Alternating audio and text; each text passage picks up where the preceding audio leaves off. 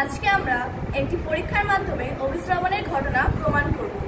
এর জন্য আমরা দুটি বিকার নিয়েছি। একটি বিকারে আছে ঘন লবণ জল এবং আরেকটি বিকারে আছে বিশুদ্ধ জল। আমরা এই ঘন লবণ জলে কয়েক টুকরো আলু দিয়ে দেখব কি পরিবর্তন ঘটে,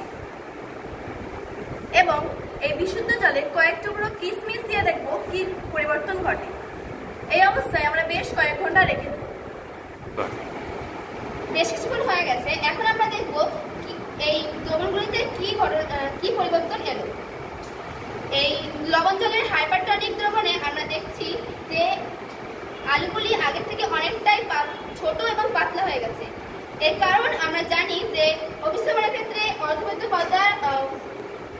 পর্দা ভেদ করে অণুগুলি কম ঘনত্ব থেকে বেশি ঘনত্বের দিকে ছড়িয়ে পড়ে।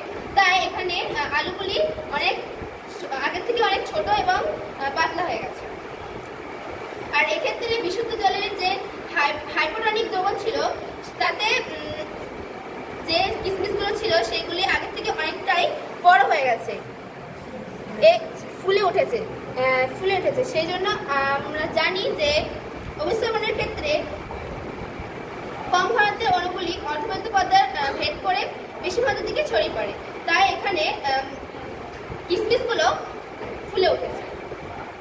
এই পরীক্ষার মাধ্যমে আমরা জানতে পারলাম আজকে অভিস্রবণের ক্ষেত্রে এটা হচ্ছে বহি অভিস্রবণ এবং একটি অন্ত অভিস্রবণ।